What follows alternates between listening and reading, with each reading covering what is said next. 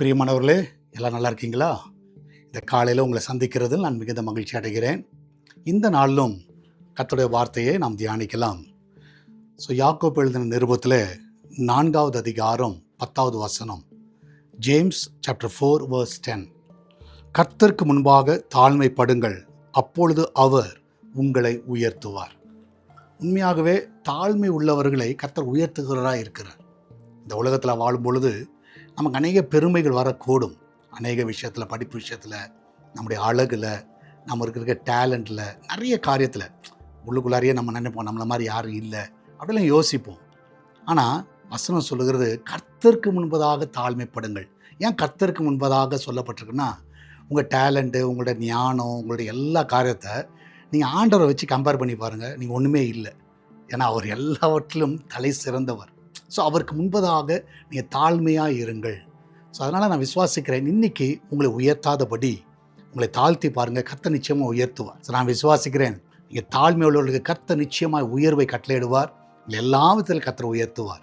நம்மளாம் ஜெபிக்கலாமா? நன்றி ஆண்டவரே, இந்த அருமையான வேலைக்காக நன்றி செலுத்துகிறோம். இந்த நாளிலும் ஆண்டவரே, எல்லாவற்றிலும் ஆண்டவரே நீங்கள் நல்ல ஞானத்தை கொடுத்திருக்கிறீர், தாழ்ந்துகளை கொடுத்திருக்கிறீர், கிருபைகளை கொடுத்திருக்கிறீர். எந்த விதத்தில் ஆண்டவர் நாங்கள் எங்களை உயர்த்தாதபடி ஆண்டவரே, எல்லாவற்றிலும் தாழ்மையாக இருக்க எங்களுக்கு உதவி செய்யுங்கப்பா.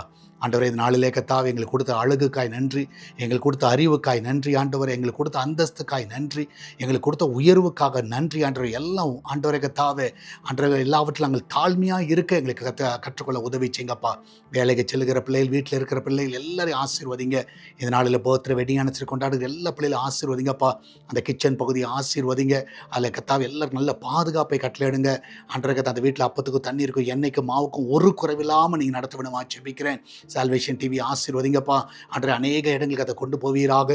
எஸ்தர் திருச்சபை ஆசீர்வதிங்க. அநேக ஜனங்களை கொண்டு வாங்க, கொள்ளை பொருளான ஆத்துமாக்களை கொண்டு வாங்க. அதை திருச்சபை கட்டுகிற காரியத்திற்கு எல்லா தடைகளை எடுத்து போடுங்கப்பா. என் தேவனுடைய கருத்தில் முற்றிலுமாய் நாங்கள் படைக்கிறேன் ஆண்டவரே. இந்த நாளிலும் ஆண்டவரே கர்த்தாவே, அந்த தேவையெல்லாம் நீங்கள் அற்புதமாய் சந்திங்கப்பா. வெளிநாட்டில் இருக்கிற பிள்ளைகளை ஆசீர்வதிங்க. அந்த வெளிநாட்டில் அந்த பிள்ளைகளை சுகமாய் தங்க பண்ணுங்க, சுகமாய் காண செய்யுங்க. எல்லா தடைகளும் நீக்கப்படுங்கப்பா. என் தேவன் தாமே நீரே கூட வழி நடத்துவீராக. ஆசீர்வதிங்கப்பா. இயேசுவின் நாமத்தில் ஜெபிக்கிறோம் எங்கள் அன்பின் பரலோக பிதாவே. ஆமேன், ஆமேன். பிரியமானவர்களே, கர்த்தர் உங்க கூட இருக்கிறார். தைரியமா இருங்க. God bless you.